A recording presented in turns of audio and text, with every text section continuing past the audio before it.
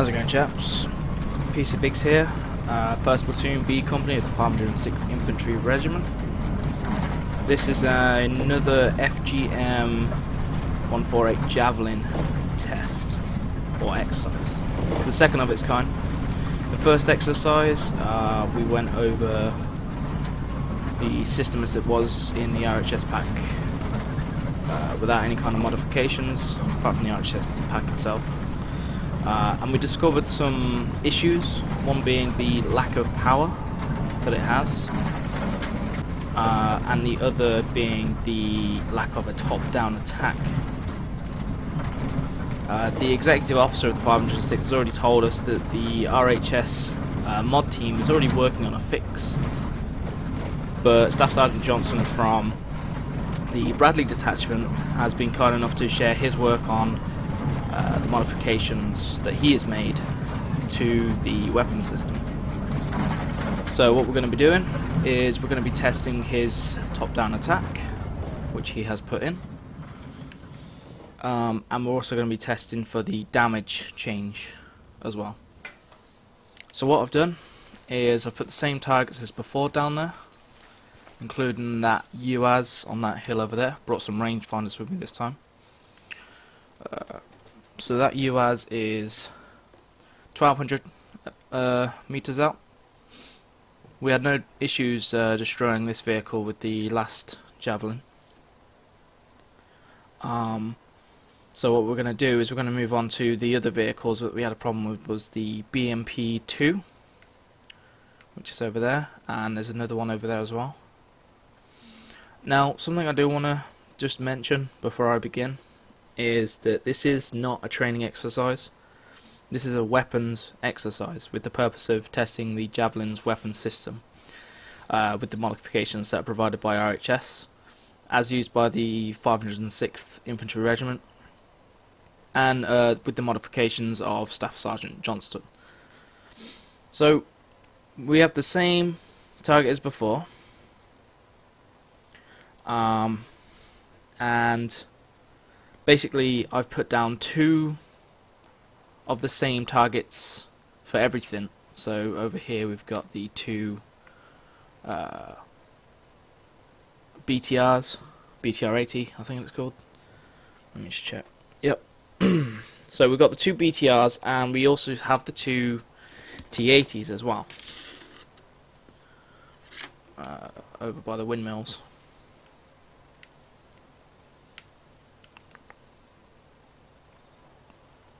There they are.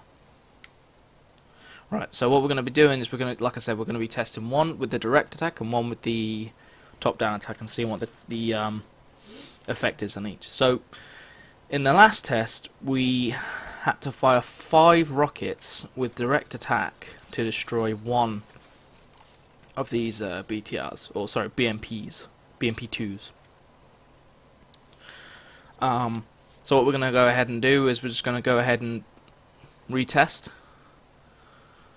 and just see what happens with the direct attack before we move on to the top-down attack. So firstly, I should explain, to put top-down attack on, it has been set to key binding for P. So you press P and the light flickers on. You can see it says top, and obviously you can just press P again to go back to direct attack. So let's try this out with direct attack again, the same way you would do it as before. We're just going to go right ahead and do that now.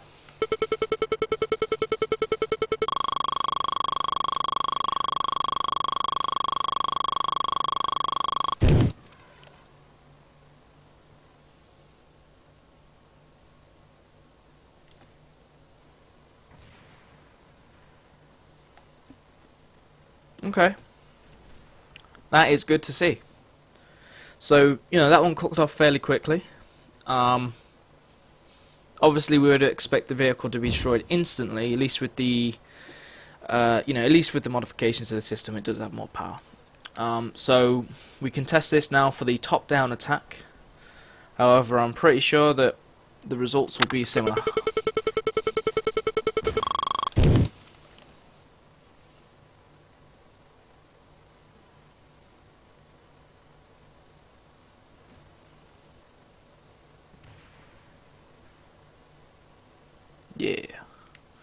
Alright, good shit. That's very good to see, I have to say. Alright, let's get some more rockets. I'm gonna go around this side. So, one of the things we moved on to next was the BTR 80s, and with the last Javelin it took out the wheels. So we were able to disable it, or give it a disabling shot, but we weren't able to... Oh, I probably should range these actually. We weren't able to actually destroy them. 800 meters, okay. So in the next test we will be testing out the range just after we've dealt with these. 900 meters. 900 meters, thereabouts. Anyway. So again we're going to be using the direct attack. One thing I have noticed is, even though it says direct attack there on the module, on the clue there, thank you Spearman, is it says direct attack, but if you press P, it doesn't change, and that's because it was actually on top-down attack. So that's just something that I have picked up. Obviously, you press P again, and it changes no problem. But essentially, it was on top-down attack, but the light was on for direct attack.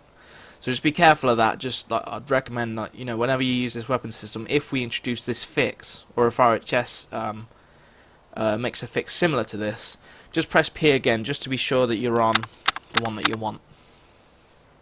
So yeah, let's go ahead and try this out for the direct attack. Now again, last time we had this and it was just a disabling hit, so let's see what happens now.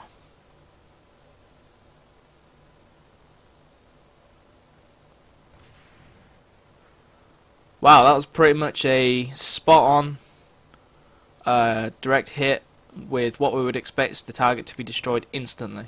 Excellent. This is great. Thank you very much, Staff Sergeant. Alright, let's do for top-down attack.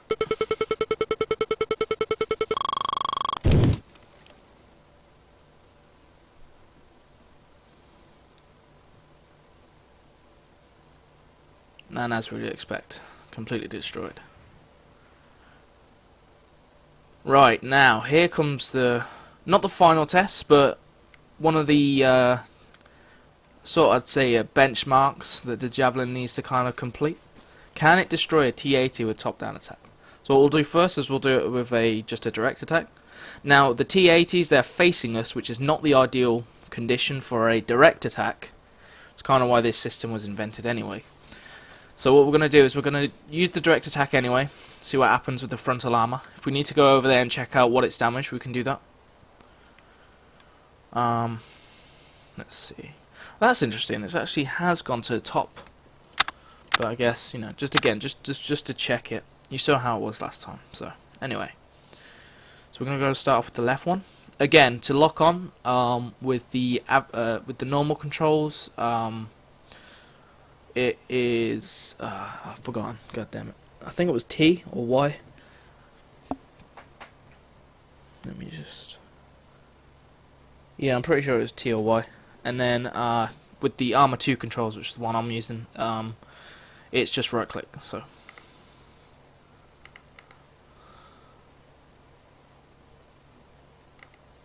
come on. There we go. Don't know what happened there quite, but I digress.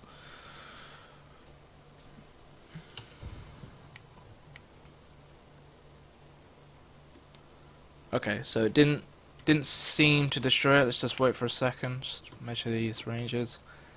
Same kind of range. Okay, well let's go over there and assess the damage.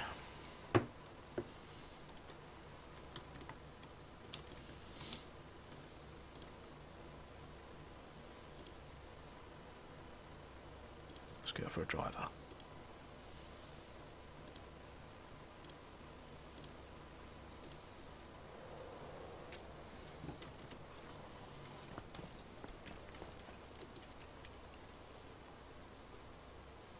Alright, okay, so it only did damage to the hull, really. It seems that the weapon system for the tank is operational. The turret seems to be fine.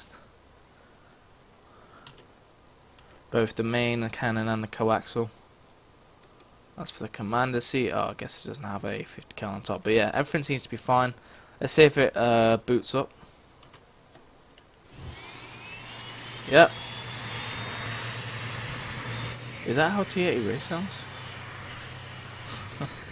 Anyway, yeah, so as you can see, this is this exact reason why top-down attack was invented, because as you can see, this got like a side-on armor.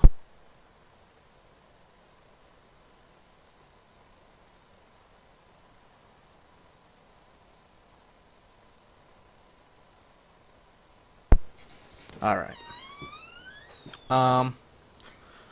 So yeah, this is what top-down attack, because obviously it's got much less armor on the top. So let's go back and see what top-down attack does to this.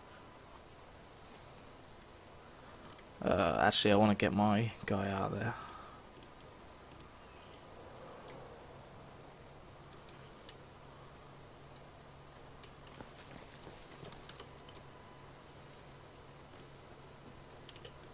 There we are.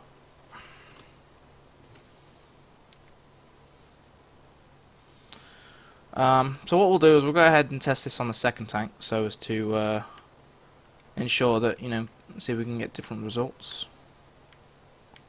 There's that one over there.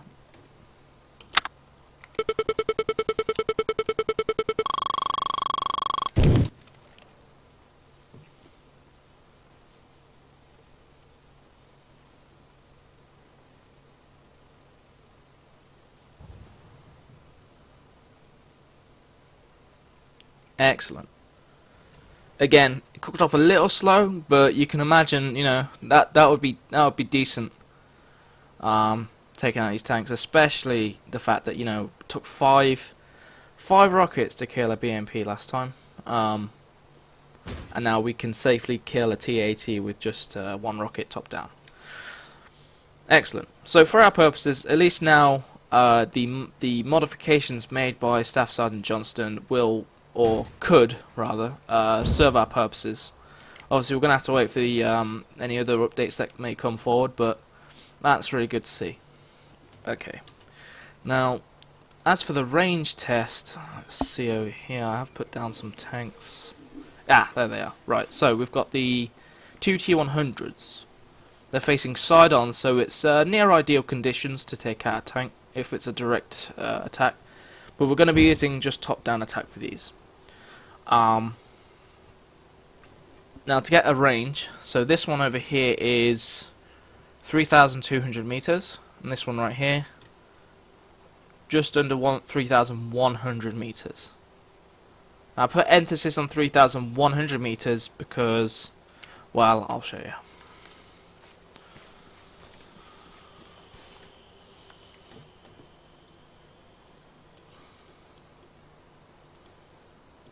So I tried this earlier just to get a feel for it, and as I'll demonstrate now, this thing does have a range, like in terms of like even if you can see it like we can here, you won't necessarily always be able to lock on. You have to be able to get closer. So for the one over here, I'm clicking and it doesn't seem to lock on. Sometimes obviously you have to avoid hitboxes like this, because these wires actually have a huge hitbox, which is unreal. But you know, even if I stand up and get on top of the perch as best I can. Where is it? Oh, I've lost it. Ah, there it is. There it is. You know, put it right on there. Nope, nothing doing. However, so we can lock on to tanks that's within 3,100 meters. So it appears the Javelin does not lock on past 3,100 meters, meaning that the weapon is limited to about 3 kilometers. I'm pretty sure the weapon system in reality is, what am I going back to Humphrey for? Is I think 5 kilometers. That's what I said in the last video. That seems about right for the you know, in reality. But anyway, I digress. That's just how it is right now, and that's completely workable. I mean, you know, let's think about it. That's like 6 times the effective range of a SMAW, which is what we're using before. So I'm all over the place right now. Hang on. Right, what I want is to press P for the top-down attack. Let's lock on. Let's see what happens. Actually, I'll tell you what. Let's just get the Zeus camera over there so I can quickly snap on and have a look. Oh, and this one does have contacts in it as well. This is actually a live tank. Just so I can, 1, just click the remote control, and 2, see if we can get any dismounts from this tank.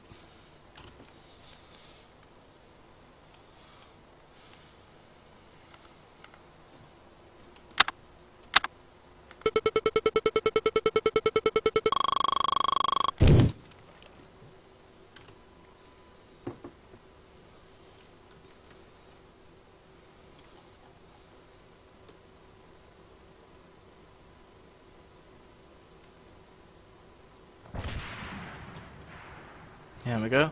As you can see there, immediately the turret appeared to have been damaged. Doesn't seem to be cooking off. Seems to have fared that fairly well, but the main cannon clearly took damage there as it lowered. Let's check it out.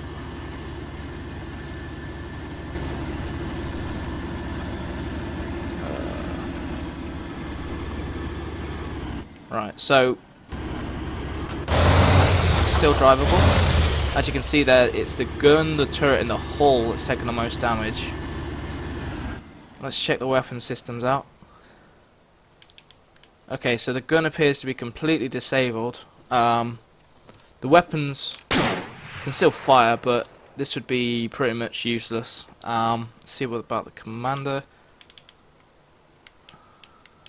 Okay, so the commander's weapon appears to be immovable. You can't move it from side to side. This could change from rocket to rocket, I guess, depending on where it hits. Obviously, this was a pretty decent shot, so it managed to disable everything. And T-100s are notoriously fucking difficult to kill, so I'm not surprised that the Javelin did not manage to kill this tank straight off. But I am fairly happy that it did manage to disable most of its weapon systems, if not all of them, with the exception of, you know, just being able to fire at a straight direction. One thing I have noticed though is, for some reason, the crew has not dismounted. So I don't know whether that's just because of the game I'm in right now, or there's no enemies around, or whatever. Maybe if I put them on combat. No. Let's see what happens if I put guy next one.